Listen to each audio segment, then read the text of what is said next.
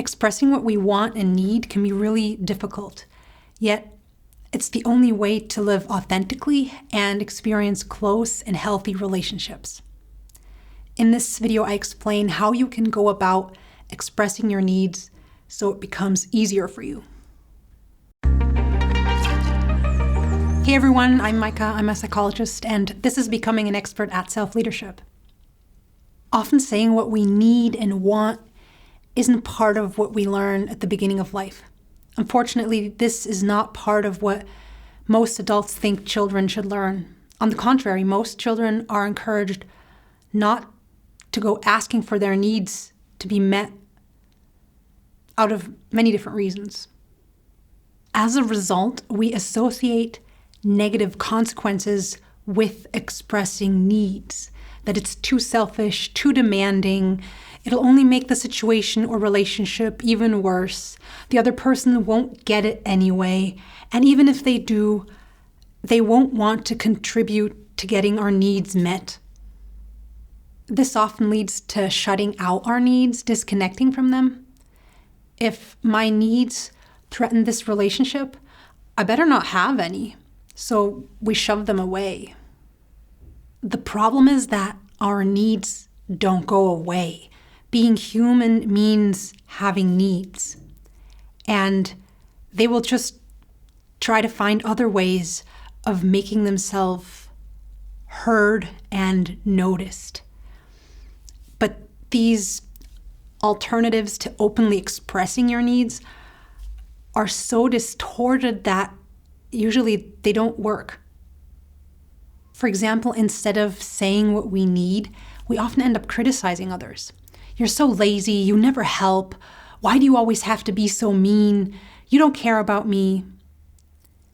Or we might not say anything at all and try to communicate our dissatisfaction through pouting, passive aggression, or not being helpful in return. When we try to express our needs like this, it's likely that we will hurt the other person and burden the relationship. And it's also likely that the other person won't understand the need because we never actually said it. And when the other person isn't responsive, we don't know why. Do they not want to? Can't they? Or do they not understand? It's all very confusing and hurtful. Not openly expressing our needs is also a way of keeping people at a distance, whether we realize that or not. I don't want you coming too close. I'm afraid of showing myself to you.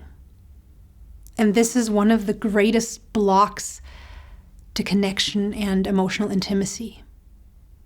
If we want to experience closeness and authenticity at work, with friends, with family, with our significant other, we need to allow others to see us for who we are.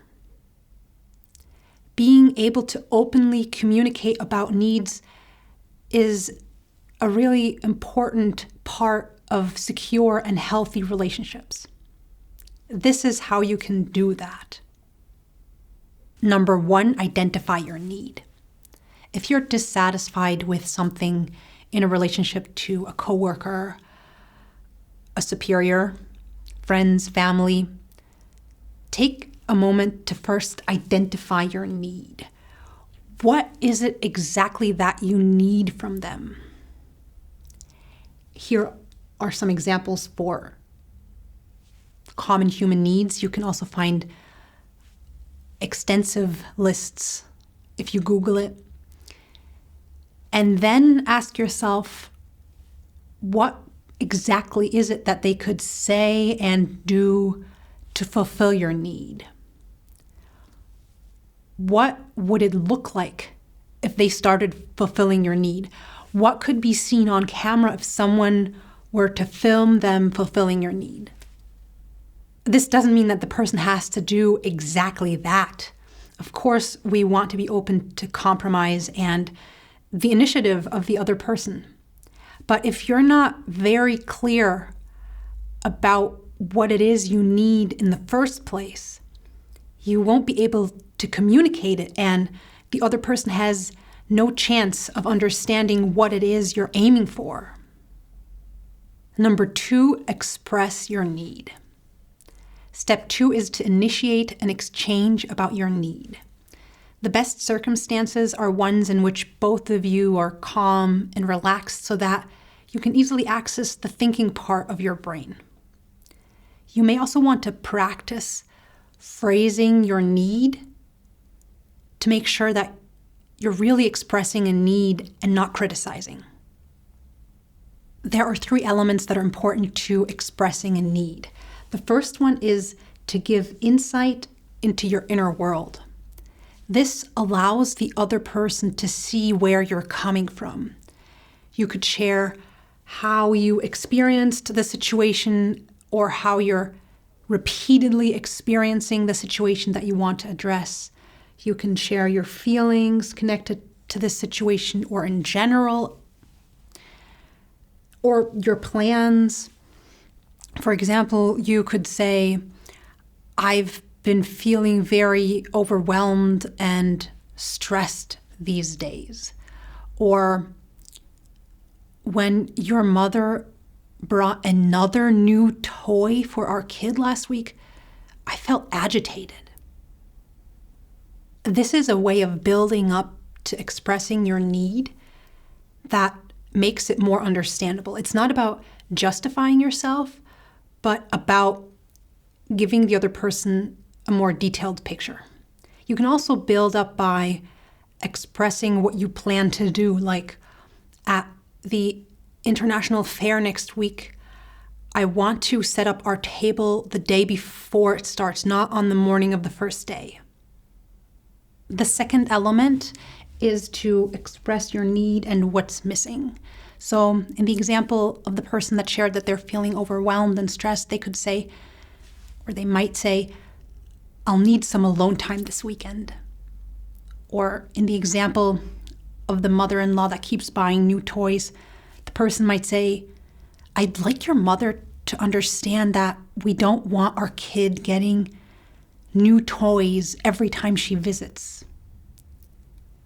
And in the example of the fair, the person might say, I'll need all the products ready to be set up at our table by 11 a.m. on the day before the fair officially starts. Then, step 3 of step 2 is to make a suggestion for how this need could be fulfilled. Give an example. Make a concrete request. Example number 1, does anything speak against me taking time for myself on Sunday evening? Example 2, could you please talk to your mother about our rules for gift giving? Example number 3, would it be possible for you to bring by all the products that we will display by 11 a.m. on the day before? Make sure that what you say is an expression of what you want, not of what you don't want, that it's concrete, clear, and action-oriented. Number 3, discuss, cooperate. After you've made your request, listen to what the other person has to say.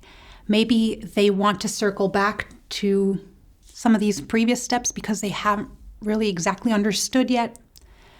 Or maybe the other person wants to share something as well, their experience of the situation, their concerns, or maybe they have some other details that they'd like to mention. It's really important to listen empathically so that you can find a solution that works for both of you. So expressing our needs is not only about what we say, but also about how we listen.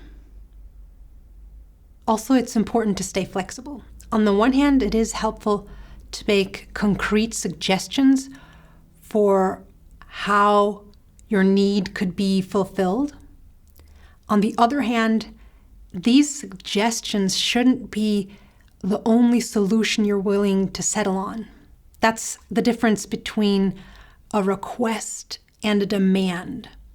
A request is open to a variety of different solutions, whereas a demand is fixed on one specific scenario for getting your need fulfilled.